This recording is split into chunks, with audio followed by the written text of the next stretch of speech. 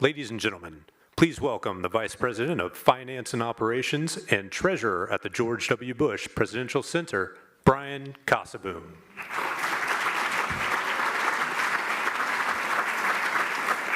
Thank you and good evening, friends, and welcome to the Bush Center. I hope, like me, you all are excited to really get into the holiday spirit tonight. Yes? Okay, perfect.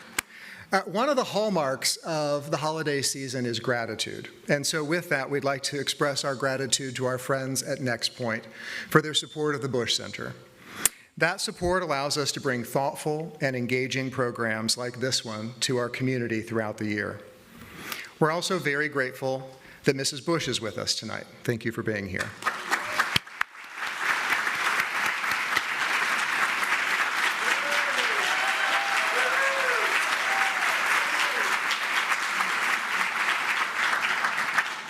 And lastly, we're grateful to a very special group that's with us tonight, and those are our dedicated holiday volunteers, Cindy, Fred, Susie, Kathy, and Lisa. We're so glad you could join us tonight.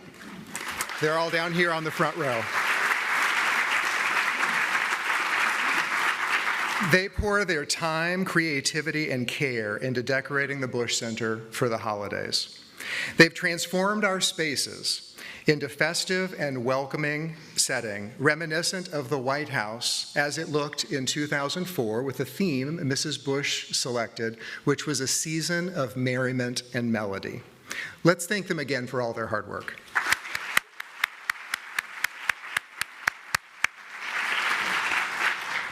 Their efforts really set a nice scene for this evening. One of the volunteers that I mentioned, Cindy, her name is Cindy Holt, and she's a Fort Worth artist who painted the image that President and Mrs. Bush used for the White House Christmas card in 2004. You'll see her great work here. It's the Red Room at the White House, for those of you who may not be familiar, decorated for the holidays. Speaking of holiday cards, by show of hands, who in the room may have started, or for the overachievers, maybe even finished your holiday card list? Anybody? We've got a few. That's good. That's good. If you thought that was a chore, imagine this. President and Mrs. Bush, each year they were at the White House, sent more than 2 million holiday cards. Let that just sink in for a second. Makes mine look pretty paltry by comparison. For those of you who couldn't hear, she said they don't do that anymore. The good news is in order for you to fully appreciate this, the holiday cards that President and Mrs. Bush sent 2001 to 2008 when they were at the White House will be on display in the museum as you leave this evening, so you're able to enjoy all of them. This evening, we're delighted to offer you a behind-the-scenes look at the holiday traditions in the White House. You're in for a real treat, an insider's view of how the season is celebrated at the People's House. Our three panelists tonight all worked with Mrs. Bush at the White House and all played an important part in helping her deliver a very special holiday experience to each and every guest. Sara Armstrong served as the Deputy Chief of Staff to Mrs. Bush, and before that served as the Director of the White House Visitor's Office. Dori Thornton Waller was the Deputy Social Secretary at the White House, where she helped execute a wide variety of events from state dinners to small private gatherings, all with the style and elegance befitting the White House. And Susan Whitson served as Press Secretary to Mrs. Bush, where she led communications planning around the holiday theme and all of the related activities. And moderating tonight's discussion is my good friend and colleague, Kristin King, who serves as the Vice President and Chief Operating Officer of the George W. Bush Institute. But I'm sure you know where I'm going with this. Before that, worked with Mrs. Bush in the White House as the Deputy Director of Advance. This just makes me tired to say. In this role, she was responsible for more than 700 events that were attended by Mrs. Bush, both domestically and in more than 30 foreign countries. Please join me in welcoming this very impressive group to the stage.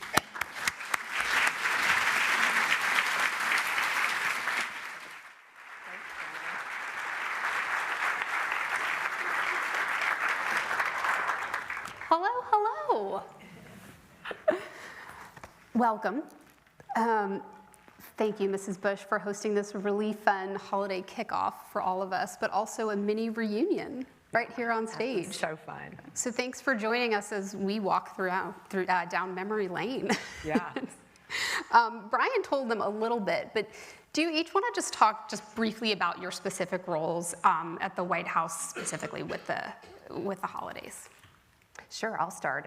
Again, my name is Sara Armstrong, and I started in Mrs. Bush's office in the visitor's office, and we produced all the public events at the White House. So the holiday open house tours was part of my role, and then eventually went back up to her second floor staff and became her deputy chief of staff. So there I worked on the holiday card every year and helped oversee the team that put on the rest of the events. And I'm Dori Thornton Waller, and actually Sara hired me into the visitor's office shortly after the inauguration in 2005, and from there I worked in legislative affairs doing events, and then deputy social secretary. So worked in the social office at the White House, and we were responsible for all of the parties, all of the events at the White House during the holidays. And I'm Susan Whitson. I served as Mrs. Bush's press secretary in the first part of the second term. And so I always say that even though I was only there for 2 holidays, it's a little bit like dog years, so it feels like 7. And we call them Bush years. Yeah, Bush years, very good years. But it was a wonderful experience because what we did, and I worked very closely with these ladies and their departments because they provided all the news that we would put out about whether it was the card or the artists, the volunteers. We also, a big part of my job during that time was to oversee the HGTV filming, which was put out, and then talk a little bit more about this. We did lots of media interviews with Mrs. Bush, who would introduce all of, kind of unveil all of the incredible decorations. And then we were also very involved with Barney Cam, which we'll talk more about. Okay, so let's jump into it because there's a lot of holidays to cover and not that much time, so Yeah. we'll jump right in. It is not lost on us that Thanksgiving is a week from Thursday, and we're kicking off the holidays, but Thanksgiving really did kick off the holidays at the White House, and that would start with the very important pardoning of the turkeys. I think we might. I thank the American people for the tremendous privilege of serving as the president. Recent weeks, I've talked a lot about sprinting to the finish. Yet I've assured these turkeys they will not be trotting to their finish. That's because, in keeping with a long-standing tradition, pumpkin and pecan are hereby granted a full and unconditional presidential pardon. I wish all Americans a happy Thanksgiving, and may God bless you.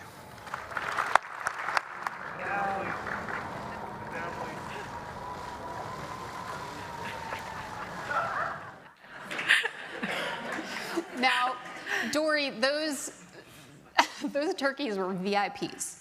VIPs. They got the full treatment. Yes, they did. And actually part of the process of the turkey pardoning was that the turkeys had to be worn out prior to coming out. And that Barney and Beasley, who I believe in years prior to me being there, might have gotten out and chased the turkeys. I did not witness that, so we always had to know where Barney and Beasley were. They had to be locked in the residence for as soon as the turkeys were on White House grounds. And the turkey pardoning really kicked off the holiday season. It was usually the Tuesday or so before Thanksgiving. And one year, I actually had the great opportunity to ride in the motorcade with the turkeys to Reagan Airport because I had an emergency happen at home the morning before the event. And I said, well, I can't leave until the turkeys are pardoned. We have to do this event. So the turkeys were getting a motorcade to go to Disney World to be the grand marshals in the parade. And I just hopped in with my little carry-on bag right with the turkeys, and I made my flight. So it was like took off an hour after the event ended. Made it no problem. Yeah. It's perfect. We could have done a press release on that one. You Right? told us that. So with that, Christmas started. And so I think it's really important to note as we walk through all of the things that went on both inside and outside the White House, it all happened because President and Mrs. Bush cared so much about it. And it wasn't just a party or just a reason to gather people, but really it was a time to say thank you and to get as many people into the White House as we possibly could. And so we're joking about Thanksgiving, but we actually kicked off Christmas right after the Easter egg roll when we'd start thinking about the themes. Right. And so it's a serious business at the White House. It was hard to think about Christmas at Easter, but yeah, it really did but you happen. had to. Yes. Tell us about that process, Sarah. Absolutely. The beginning of the process was in the spring because you have to begin thinking about the number of trees and the theme and the decorations. And Mrs. Bush was very much involved in that entire process, and she wanted it to represent the different things that she cared about. I remember the first one was Home for the Holidays. And what was really special about that one was right after September 11th. And thinking about that Home for the Holidays was really unique in that it had that really sentiment about the importance of family and friends after that period of time. But she also had different themes around books. A Season of Stories was one, as a matter of fact. She had a theme around the national parks, which she cared very deeply about. So working with Mrs. Bush was such a great joy because she cared so deeply about every detail. Of course, working with our amazing florists on the staff of the residence, and they were so creative and thought through a lot of the different exhibits that took place. So it was a very long process of all the details that went in and made it so special. Well, then over the period of the holidays, the schedule was just enormous, both with events that President and Mrs. Bush would host and would participate in, but also just getting as many people as we could through the White House for the tours. We would have tens of thousands of people come through that. And the schedule, if you all feel stressed at the holidays, this should make you feel better. Yeah. Because I don't think your calendar looks like this. Yeah. But ours did, and Mrs. Bush and President Bush's did as well. And I think an important thing to note on that calendar is that President and Mrs. Bush also always made it a point to spend Christmas at Camp David, and they would not depart for the ranch until the day after Christmas so that their Secret Service agents and staff and all the folks that need to be with them at all times could be home for the holidays with their families. And so that's a picture of the Bush family celebrating Christmas at Camp David one year. But getting into those parties, let's talk numbers. So we pulled these. On average, there were 20,000 Christmas cookies served, 15,000 chocolate truffles, 21,000 pounds of sweet potatoes, which is almost as much as my Italian grandmother eats for holidays, 3,000 racks of lamb, 4,000 pounds each of crab claws and shrimp. Oh, yeah. Mm-hmm. People took that serious. Yeah, the shrimp, there was one year where the shrimp, so there's lots of parties for all different types of people, and one of them is for the members of Congress. And fortunately, this didn't really bubble up, well, at least not to my knowledge, did it bubble up to the press, but it was very much internal. And what happened is, one year, the shrimp got taken off the menu.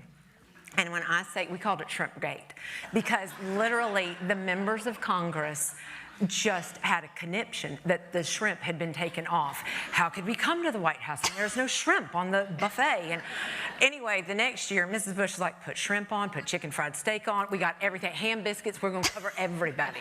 So that was the thing. But I remember Ledge Affairs was calling, and they were calling our office, and I was like, are we really talking about shrimp? But we were, so. So Dori, walk us through sort of what that looked like, the 2 parties a day, Yes, I actually looked back, and it looked like one day we had 4 events a day. And as hard as that was on the staff, I guarantee you it was harder on President and Mrs. Bush for having to stand in those receiving lines. I think looking at the math, I believe in 2008, they stood, I'm guessing, but because we didn't keep that number as precise as we kept 2007, I think they stood in a receiving line for 28 hours. And the most important thing about that is this holiday season really showed just how gracious the President and Mrs. Bush were in wanting to have everybody come into the White House just so they could thank them. They wanted them to have this experience, and in 2008, we did 34 parties, which still kind of makes me feel a little tired, but 34 parties, and all of those, the President and Mrs. Bush stood in receiving lines, greeted each of their guests personally, took photos with them, and then those guests went on to enjoy a wonderful reception, and that doesn't happen anymore. I don't believe that happens, right, Kristin? I think you were the last of the receiving lines. Nobody, it's a hard thing to stand there for 28 hours over the holidays. So that was so important for your guests, and we were happy to make it happen. Now, whose job was it to send all of those photos out to the guests? She's sitting over there. Sitting right there. Justine. Yes, so getting all of that done. I will say 2008, just with the sheer quantity of the holiday events, and then looking into January, where that was another time that President and Mrs. Bush said, well, we didn't get to have these people. We need to make sure that everybody who helped us gets an opportunity to come here. And Justine was probably the busiest person in the East Wing, getting all those photos out and in time for us to be finished on January 20th. And well, that's right. And President and Mrs. Bush signed them all. Yes. So let's not forget that very important thing. Yep. So there was one photo op, if you'll recall, from the Kennedy Center Honors that Yes, a very, became famous. Mrs. Bush, this was in 2006, and I remember it was the day after the Kennedy. So in addition to the party, right, there were people coming through, but there were still events going on. So Kennedy Center Honors is one of those events. The honorees would come in, invited guests would come in. And in this particular 2006, I remember I got to my desk the next morning. I usually got there about 6:30 in the morning. And Mrs. Bush had already read every single newspaper. And I was like barely drinking my coffee. And she called me and she said, "Did you hear what happened last night?" And I said, "No, but do I need bourbon in my coffee for this story?" And she said, "Oh, wait." So she said they were in line, and she had on a gorgeous Oscar de la Renta dress that was actually the dress on their photo that year, the Christmas photo. Here it is. And she was wearing the photo, and one of her guests walked in and had on the exact same dress. And I was like, oh my gosh, Mrs. Bush, she must have been so embarrassed. She goes, "Oh, it gets better." And I said, okay. Second guest walked in, exact same Oscar de la Renta dress. And President and Mrs. Bush were so great about it. They just laughed it off, and they were like, "Let's put the 2 ladies in the middle with the matching dresses." And then I said, "Oh my gosh, what are the odds?" She goes, "Oh, it gets better." Third lady walked in.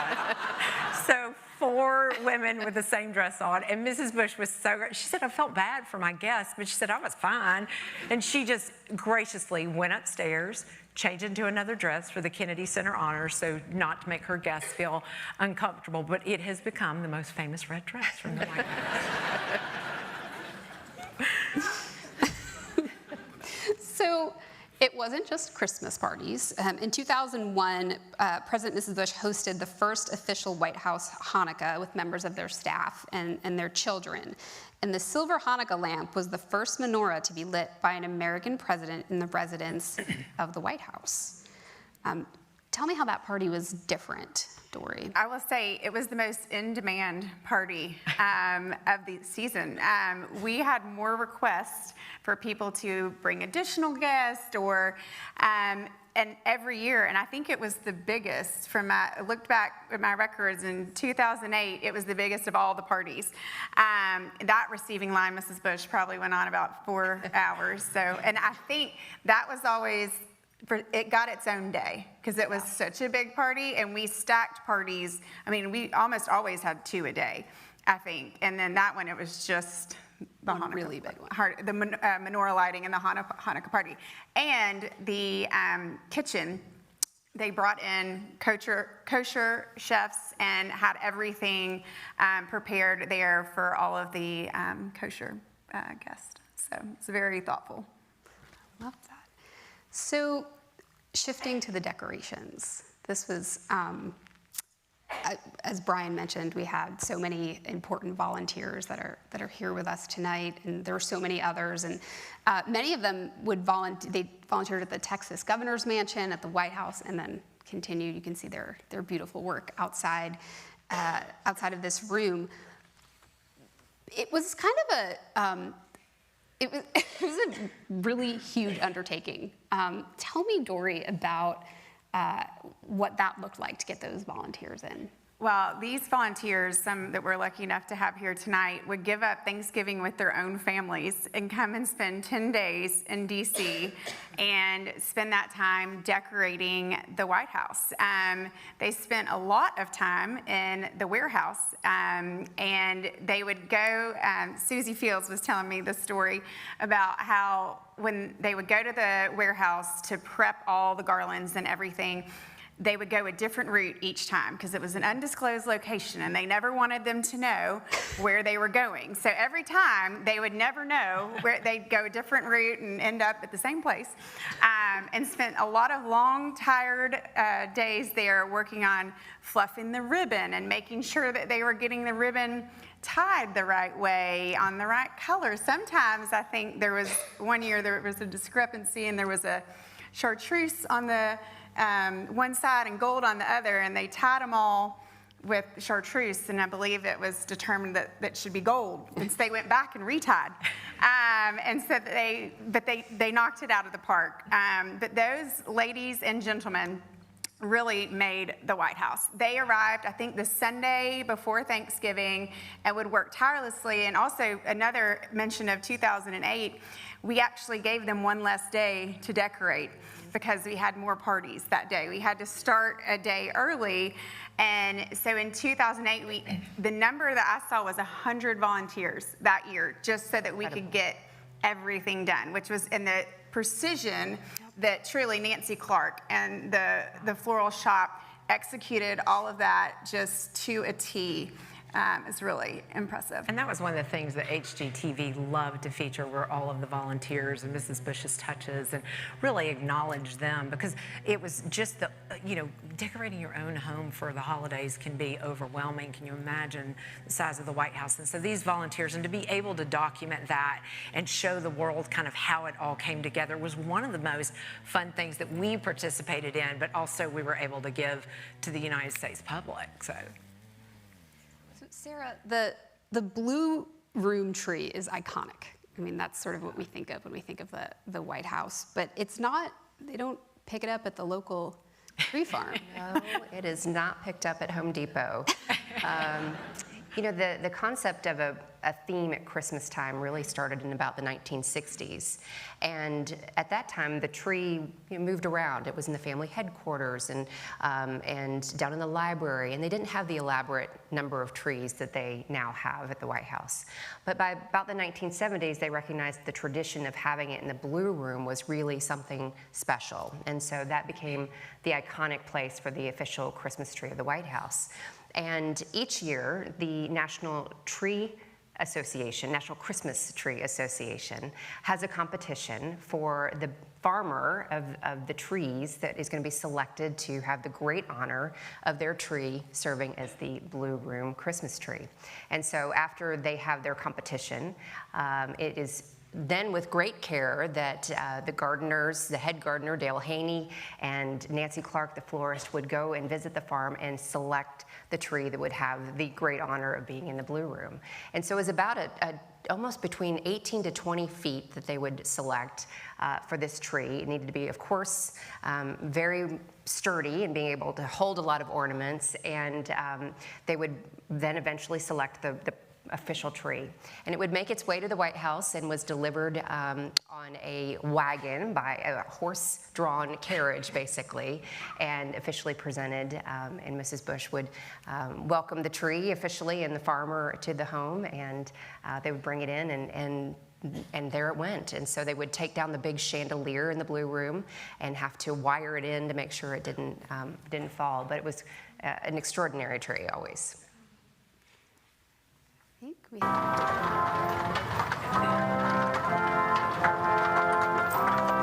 Well, we're here once again. Christmas comes faster and faster the older you get, I think. And this year, the Botex from Pennsylvania have given the big tree, and these are their grandchildren who are on the wagon up here that brought the tree in. So we're so excited to once again start all the decorations. The decorators are here from around the country to decorate the White House, and I think we'll reveal the decorations to all of you this Thursday, I believe.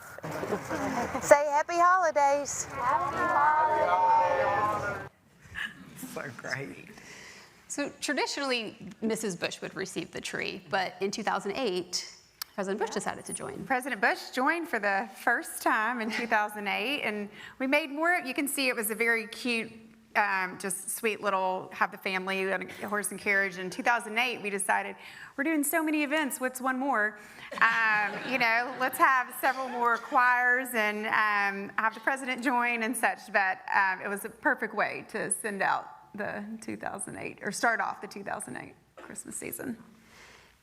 Susan, it feels like everybody cares about the White House decorations. It was a very popular precedent. Yes, it was always a little bit of a struggle to get the media to attend some of Mrs. Bush's events. I remember one year we were going to Africa, and I had a reporter actually tell me, I said, oh, we'd like to invite you, and we're going to talk about President Bush's the president's emergency plan for AIDS relief, and we'd love to go, and saving all these lives. And they're like, yeah, not really newsworthy.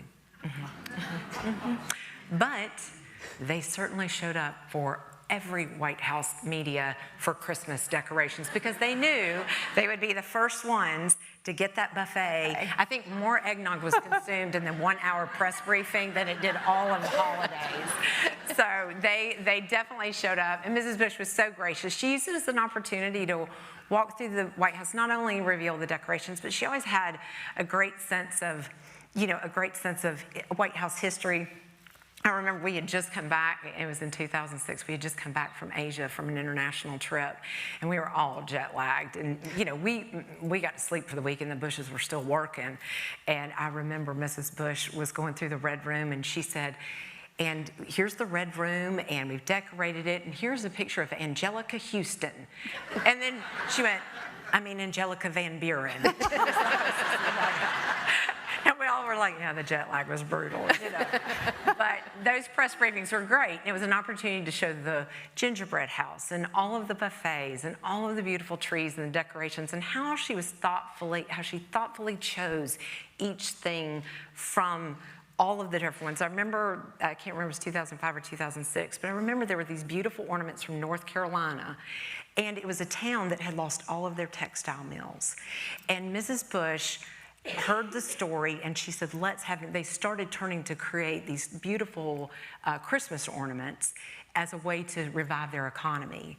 And Mrs. Bush had the foresight to know, maybe if I can shine a little bit of a light on this, it will help increase their sales and help better. And that was the kind of person she was. She wanted to use that role as First Lady to shine the light on others in any way that she could. And that was a beautiful story from that year. And similarly, in 2008, we had Mrs. Bush sent out ornaments to each member of Congress and asked them to have one of their constituents paint or work on one of the ornaments. So one of my favorite moments from the White House was there was a little girl. She was from Virginia, from Congressman Eric Cantor's district, I remember. She was 8 years old, and she worked on this ornament, and she had a brain tumor. And she was the youngest artist.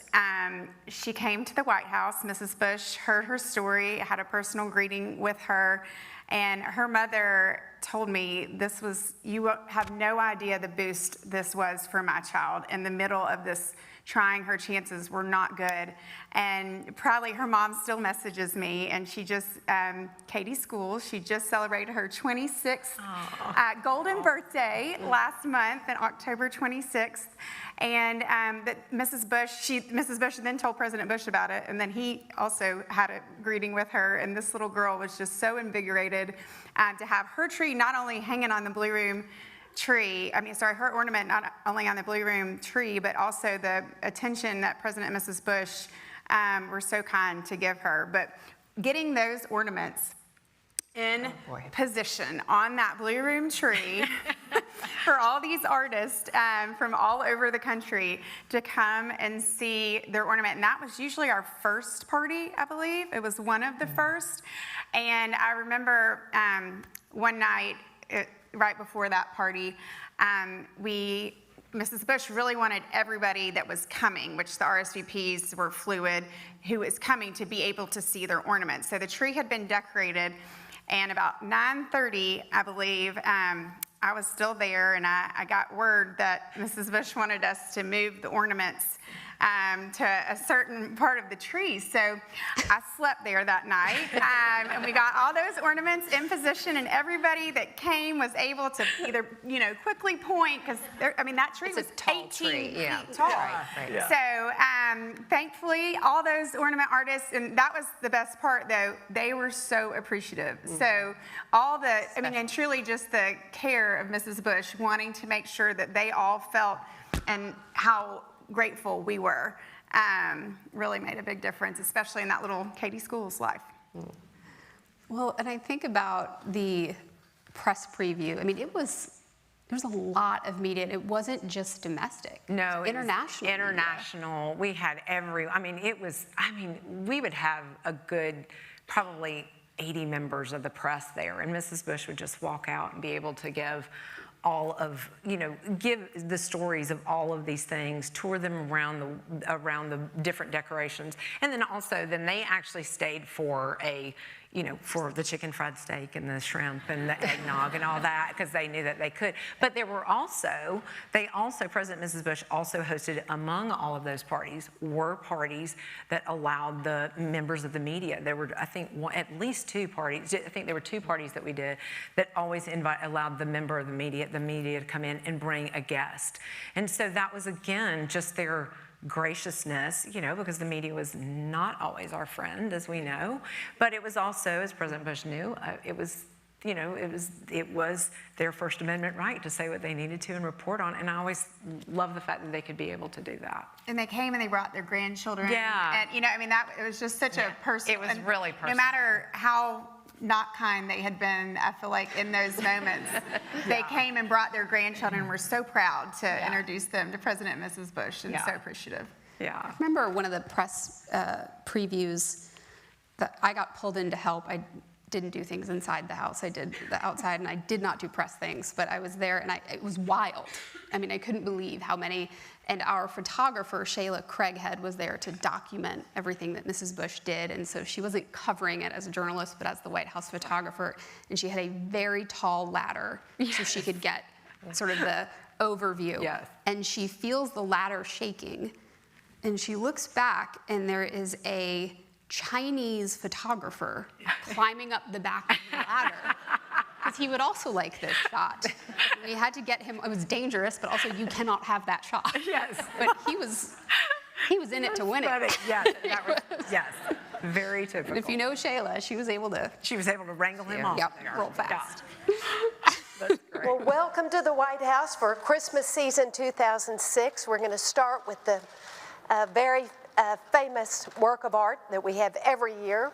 Roland, our former pastry chef, came back by popular demand to build the beautiful gingerbread house that all of you can see right here. If you look closely, you'll see that Barney and Miss Beasley are driving Santa's sleigh at the very top.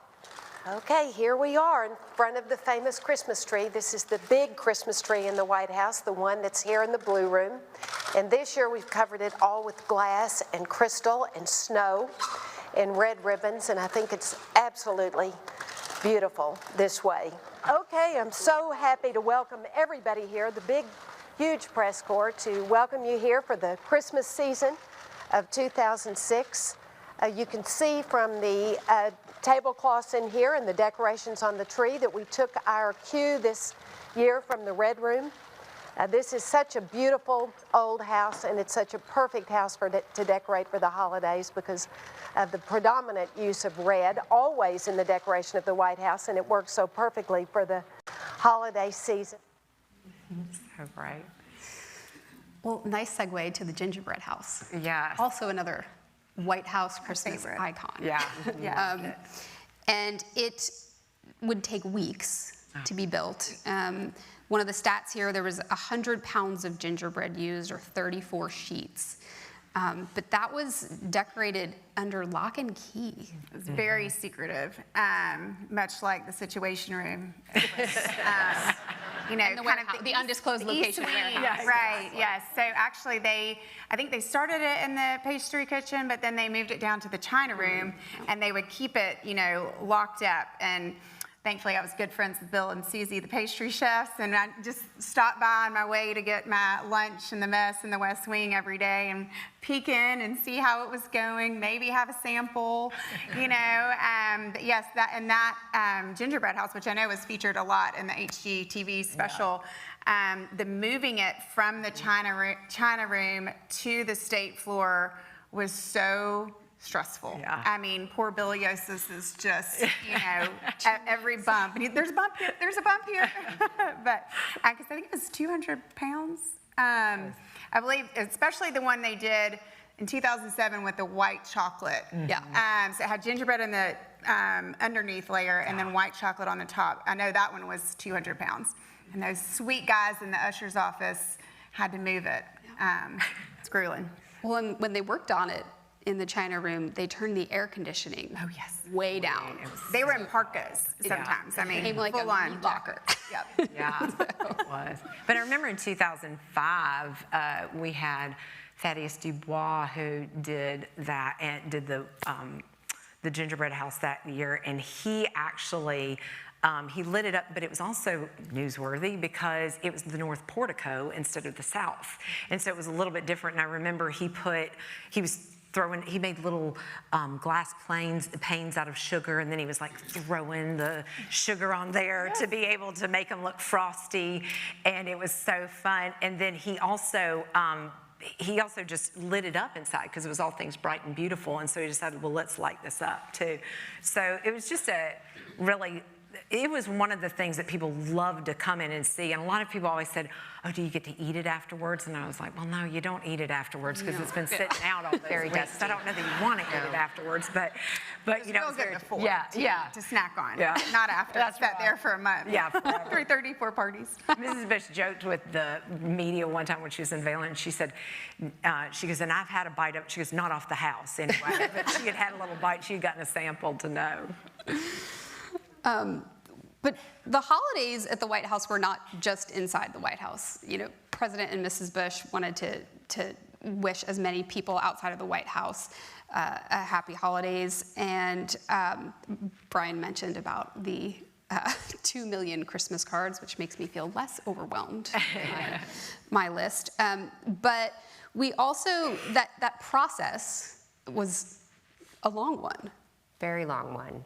Not only 2 million cards don't just make themselves. Oh, no.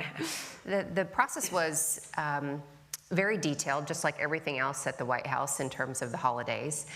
We worked every year with Hallmark, who helped produce the cards. But every single detail about that card, whether it was the paper or the edge, did you have a deckled edge or did you have a rounded edge or a straight edge? What color was the text? Working with Mrs. Bush's correspondence office on what the text would be, what biblical selection would be included in it. And then, of course, the artist that would be selected. I know we have Cindy Holt with us, and one of the great artworks that were on these Christmas cards and displayed, again, the theme of the White House. And so a lot of detail that went into it. A fun story of the, there it is, the 2004 card there that Cindy, yes, Yeah. Where's Cindy? Stand up. I hear it. Yes. Such a Stand up. yes, yes.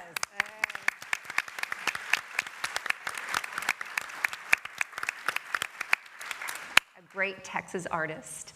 And of course there, the Red Room is always dressed for Christmas, but you see the special note of that cranberry tree, which was tradition to be featured. And it didn't need a lot of decorating, the Red Room, but that was always there, was that cranberry tree. And so Cindy did a great job of representing the tree in that room. But That cranberry tree, one of the volunteers that decorated would sit there all day meticulously. Susie was telling me about Myrtle, right? Myrtle. And Myrtle would just sit there and pick the most perfect cranberries. absolutely. All day, and she said it was so tedious. Susie just sat there and visited with her, but didn't have the patience to sit there too long and do that because... Very detail-oriented Yes, work. for sure. So the card was, very, very much a detailed project as well. And I remember the last artist, T. Allen Lawson, was selected. And he came in and met with Mrs. Bush and talked about what the view was going to look like. And he wanted to do a bit of a study while he was there of the South Portico. And he went upstairs and did some sketches. And I got a call that he was ready to depart, and he came downstairs with the biggest grin on his face. And I said, well, did you have a good visit? And he said, I met the president. I was sitting out on the portico, and out he came. And I don't know who was more surprised. They had a lovely talk about painting, and I'm sure little did either of them know that he would become a presidential artist later in life. So that was a lot of fun. That's cute. We've talked a lot about President and Mrs. Bush, obviously, but the Cheneys also played an important role, and they hosted parties of their own at the Naval Observatory. Vice President Cheney, who we sadly lost earlier this month, made a surprise trip to Iraq to visit with the troops in December of 2005. President Bush obviously did that over the years as well, but they played just as important a role and cared just as much about this as President and Mrs. Bush. Yeah. And the national tree lighting was also a place where Mrs. Cheney would have a role. Yes. There she is. Now, this is very scandalous. The National Christmas Tree is actually located outside of the White House on National Park Service grounds. It's on the ellipse. And so every year there is a lighting of the National Christmas Tree, which President and Mrs. Bush would attend. But before that, there was an event called the topping of the National Christmas Tree. Now, why this is very scandalous is because this device or equipment that Mrs. Cheney would ride in is called a cherry picker. And the National Park Service came every year and begged to me, please, please, please, can you ask Mrs. Cheney to wear the harness? So I would call every single year to Mrs. Cheney's staff and say, please, please, please, can you ask her to wear her harness?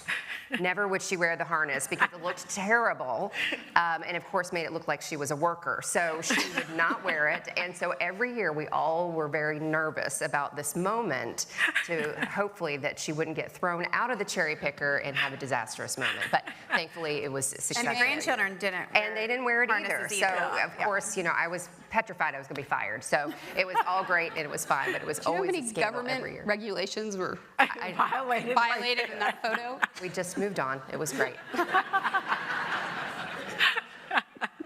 That's funny. Susan, Barney Cam. Oh, Barney Cam. God rest The his best. soul. Barney Cam came about after 9/11 because the White House was closed due to security reasons. So it came about by a young man, a man named Jimmy Orr, who was working in White House Media Affairs, and he had the brainchild, and another woman named Jeannie Mamo, who worked for the Bushes all 8 years, Media Affairs, and they came up with Barney Cam. The way it started out was Jimmy had this idea that we should put a little lipstick-sized camera on Barney's collar, and he should run all around the White House to show the decorations. So Jimmy pitched this in the West Wing Communications meeting that morning, and Dan Bartlett, who was President Bush's communications director at the time, looked at him like he had 3 heads. And Ari Fleischer, press secretary at that time, said, "That is brilliant." And so he latched onto it. Well, before Jimmy, just about the time Jimmy could get back to his desk, Noelia Rodriguez, Mrs. Bush's first press secretary, picked up the phone and called him, and she said, "Jimmy, Mrs. Bush loves the idea of this video you want to do." It wasn't named Barney Cam at that point. And he goes, "Oh, this was just kind of theory. I don't really have a plan." She goes, "Well, turn on CNN. Mrs. Bush is announcing it right now." And she is going to show this at the National Children's Hospital visit instead of reading a book. Get it done. So that is how Barney Cam came about. Well, what happened? There were some funny things that happened. First of all, if you think about it, Barney and later on Beasley, they didn't really need collars because, I mean, their protection was Secret Service. So they didn't have a collar, and they tried to put a collar on and put the little camera on him, and the dog was howling, and somebody was like, "President Bush is going to lose it if he hears his son, Barney, his son, crying out like this. You got to figure this out." So what they did is they pulled in the White House Communications Association, we called them WACA, and they filmed all of Barney. So you would walk up into the state floor, and you would have people throwing balls, and former military guys like down on the thing, like trying to capture Barney. And I mean, there were more adults in that room. And so the first year, it was just sort of showing everything, and the networks aired it. This was, remember, we didn't have Facebook, y'all. We didn't have Instagram. We didn't have any of those things. Barney was the first viral video. So he ended up crashing the White House website. I mean, they were just trying to go in. So after they aired him and we put it on the website, it crashed the White House website. I think it had 24 million views. Mm-hmm. So he was truly the first influencer. And what happened year after year is everything became a little bit more elaborate. And it became super popular. So every cabinet secretary, "Can I get on Barney Cam? I mean, really, they wanted to do it. But then we had people like Alan Jackson, Michael Phelps, the Olympic gold medal swimmer. We had, there was a ton of people that we had lots of famous people. Let's have a look. One of the most famous, right here. It's really great to have the whole family together like this. It really is special. In fact, Willard, I think these are the memories we're going to cherish most about our time in the White House. Well, that, Willard, and when Barney decorates the whole house for the holidays. Barney, what do you have in store this year? Celebrate America. That's a great way to spend our last holiday here in the White House. A real red, white, and blue holiday. How very patriotic. It seems like you'll be busy, Barney. You better get started.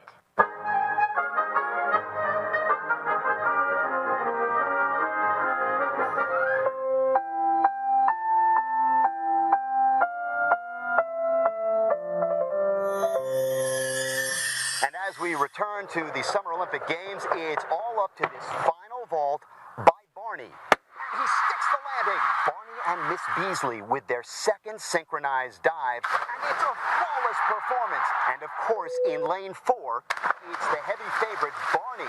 And as they come down to the wire, it's Barney closing. And it's Barney by a paw.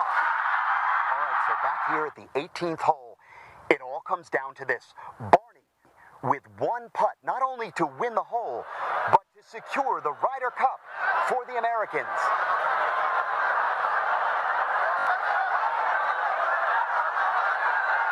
Does it have enough? Does it have enough? Yes! The United States wins the Ryder Cup! Barney, you better wake up, fella. There's a lot of work to do around here. We're sprinting to the finish, not napping to the finish.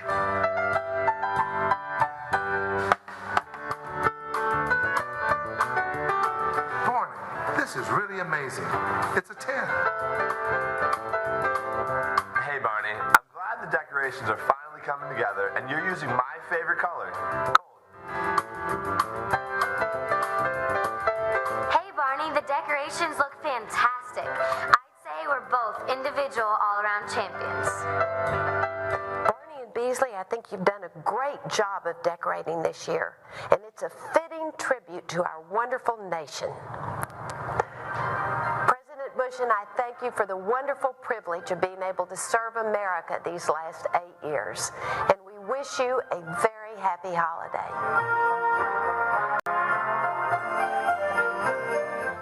Yeah.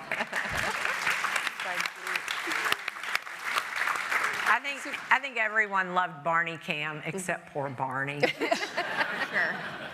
But you have to give the people what they want. That's right. That's right. That was the 2008 Barney Cam, but over the years we involved, obviously, Olympians, celebrities, world leaders. We'd grab them after a bilat and ask them to be in Barney Cam, or they would ask us. Yeah. But the biggest and most of our favorites were... Oh, I wouldn't have missed this for nothing in the world. I'm intending to have a doggone good time with Barney. And I remember the staff who were producing it, they're like, maybe she'll mess up her lines and she'll be here for 20 minutes. And she did it in like 30, less than 10 seconds. And they were like, really? That was all we got was Dolly. And everybody, she was great. But everybody was so willing to do that. And it made such a great impression. And of course, it was shown around the world, but it was really Mrs. Bush to be able to unveil at the National Children's Hospital visit, which just thrilled them to death. And it was an annual thing that was a highlight. So we're running short on time, but I wondered if each of you would share with the group maybe a tip, something that you took from your time at the White House that you now incorporate with your own families, or whether it's decorating or any traditions.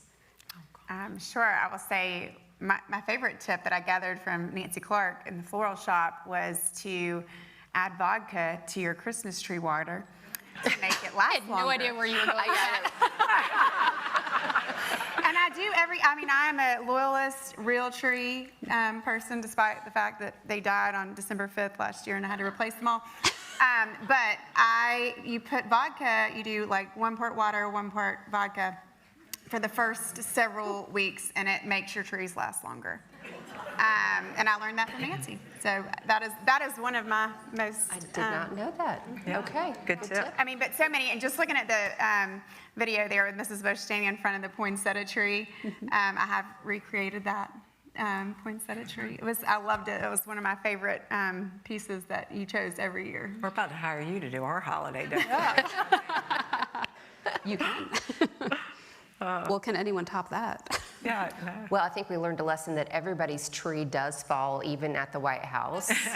One year we had a mishap with a tree that fell, so making sure it's a steady stand is important, and the White House usher's office quickly put up guards to make sure that nobody could see it. Nobody could see a man down, but everything does happen the same in your home, so you do have trees fall. Show of hands, who has had a tree fall? Oh, yeah. Everyone. Well, and then Tony Fratto, who worked with us at the White House, got everybody on board to get these really awesome stands so no trees fall anymore. Yeah, As long as you buy it. advertised it on Facebook, and we all bought it. We were sold. We were sold. I think the thing that I love so much, the 2 most precious things are Mrs. Bush gave us all a holiday ornament every year, the official White House ornament. And my children don't, nobody, it's like in a vault that I have 2 of them in there. It's in a vault and it has to come out, go on the tree. Yeah, it's like velvet gloves come on for them, and they are still the most precious things that I have because they're such fond memories of those times at the White House and all the things that we did. That's great.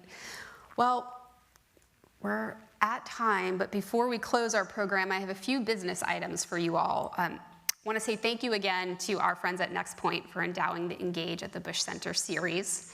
I invite all of you to come back, join us on Friday, December 5th for another festive evening, our annual Merry and Bright Night. There's a holiday fun for the entire family. The kids can meet Santa Claus in the Oval Office. There'll be photos. There'll also be holiday cookies, not 20,000, but we will have enough for everyone and much more. To join us, just register at bushcenter.org, and remember, it's free for members. So if you're not already a member at the Bush Center, this would be a good time to join. And after the program, you'll all be able to visit both the museum and our special exhibit, Game Changer United by Sports. And if you purchased any items from our gift shop, they will be available for pickup there on your way out. To close us out, we talked a lot about things that happen in the East Wing and all of the ideas, and all the work started there for all of these things. And we all know the White House has undergone a major transformation, and the East Wing that we all knew and loved no longer stands. And so before we go, I would ask that you each share a favorite memory that you carry with you from those hallowed halls. I'll ask you, Sara, to go first. I have fond memories of the people there, obviously, and the work that we did together. We worked so tirelessly to support the work of the First Lady and, of course, the American people. But one of the special things that I remember was Thanksgiving with the military office. We used to have a lovely family luncheon together, and the military office shared space, an odd combination with the First Lady's staff, but they were wonderful neighbors of ours, and we would share a Thanksgiving meal together. And that made it special because we all worked so tirelessly together, and those special moments are always etched in my memory. So many memories. I was actually fortunate enough to be in 3 different offices in the East Wing, in the visitor's office, legislative affairs, and Mrs. Bush's office. And I will say, much like the offices here, it was chilly, and I had a space heater that I was not supposed to have, but to keep myself warm and underneath my desk, and I would have a reoccurring nightmare that I left my space heater on and burned down the East Wing or the White House. And I mean, on numerous occasions, I would actually call the Secret Service agent that was there in the East Landing in the middle of the night, because I had his number, whoever was on that position, and say, I'm really sorry, can you just run up to my office? I'm afraid I left my space heater on. And one day I couldn't get him, they didn't answer, and I just went in. It was like 3:30 in the morning, and it was off, that couldn't sleep, so. I had a beautiful office in the East Wing. It was just lovely. The press secretary's office had this beautiful light that poured in and overlooked the South Lawn, and whenever President and Mrs. Bush would go to Camp David, Marine One would land, and as it took off, we'd be like, the sound of freedom.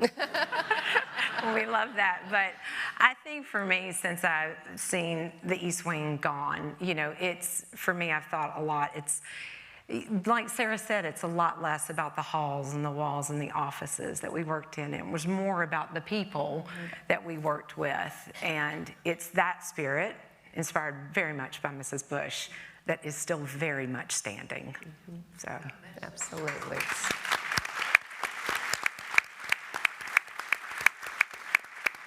Well, that, I think, is the perfect end to a really fun evening. Thank you so much, Sara, Dori, Susan. From all of us at the Bush Center, have a happy Thanksgiving and happy holidays, and thank you for coming. Let me just say one thing. Thank you. You were really great. Oh. And I want to introduce my press person, Noelia Rodriguez, who lives in California now, but having come over. Yay.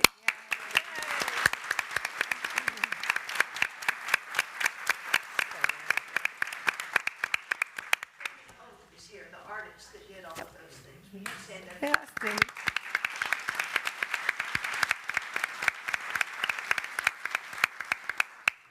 Thanks, everybody. Thank you. Thank you so much. Thank you, Mrs. Bush.